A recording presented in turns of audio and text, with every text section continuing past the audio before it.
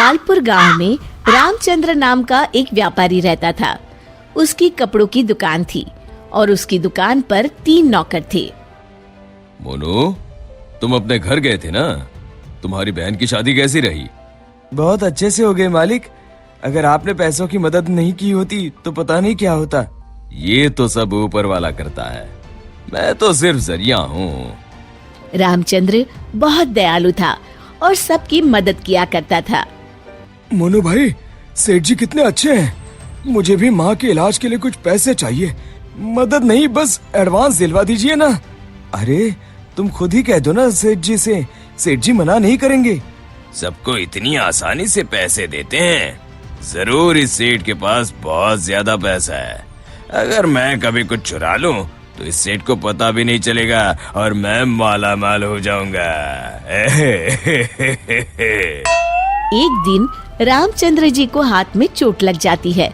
उनका हाथ सूज जाता है तो वो अपनी हीरे की नई अंगूठी उतारकर दराज में रख देते हैं और भानु वो देख लेता है। अब तेरी किस्मत बदलने वाली है भानु बेटा।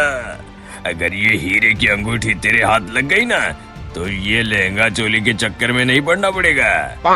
अपनी भी एक दुकान होगी, तू भी दिन भर सेठ की कुर्सी पर बैठा रहेगा, तेरे आगे पीछे नौकर चाकर घूमेंगे।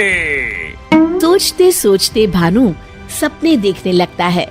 उसे ये सब दिखाई देने लगता है। ओ भानु, क्या सोच रहा है?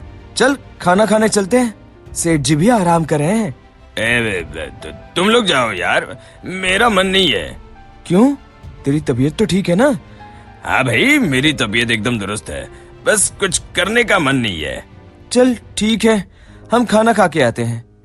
जैसे ही लोग बाहर जाते हैं, भानु मौका देखकर अंगूठी निकाल लेता है।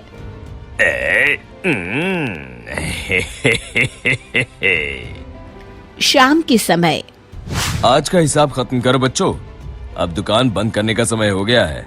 जब वे दराज खोलते हैं, अरे ये क्या, मेरी अंगूठी कहाँ गई?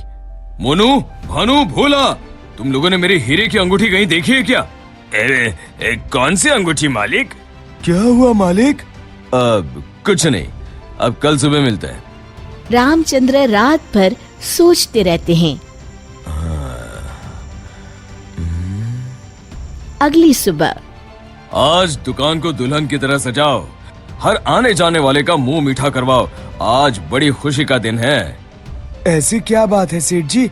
दरअसल कई सालों पहले एक दिन मुझे एक हीरे की अंगूठी मिली। मैं उसे उठा के घर ले आया। उसी रात मुझे सपने में आकर एक बाबा ने श्राप दिया कि तूने पैसों के लालच में जो अंगूठी उठाई है, अब वही तेरा नुकसान करवाएगी। जब से वो अंगूठी मेरे पास थी, मुझे कहीं न कहीं घाटा होता रहता था। घर में कोई न कोई बीमार होता रहता था। पर कल वो अंगूठी किसी ने चुरा ली और वो चोर अंगूठी के साथ साथ शराब भी ले गया। पर अगर ऐसा ही था तो आपने वो अंगूठी फेंक क्यों नहीं दी सेठ जी?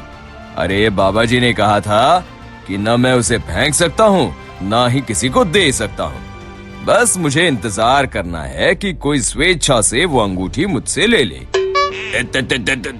तो क्या आपका श्राप मुझे मेरा मतलब उस चोर को लग जाएगा? बिल्कुल। अब वो बेचारा ना अंगूठी फेंक सकता है, ना किसी को दे सकता है। वैसे एक उपाय है। क्या उपाय सेठ जी? अरे तुम्हें क्या करना भानु भैया, अब चोर जाने और उसकी किस्मत। तू चुप कर, मैं तो ऐसे ही जानना चाहता हूँ। हाँ, क्यों नहीं, क्यों नहीं। दरअसल अगर पूर्णिमा की रात को चोर हमारी दुकान के पीछे वाले बरगद के नीचे अगर अंगूठी गाड़ दे तो वो श्राप से बच जाएगा। तो आपने क्यों नहीं ऐसा किया सेठ जी? तू मेरी जान ले ले। अरे भाई, मुझे ये उपाय अभी पता चला। कल पूर्णिमा है, कल मैं उस अंगूठी को गाड़ने वाला ही था। लो कर लो बात, अब तो चोर गया काम से।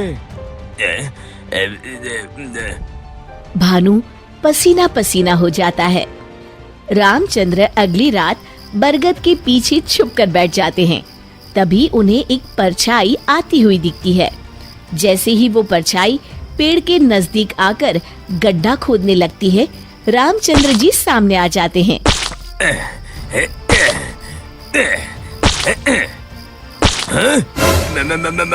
मर गए रे।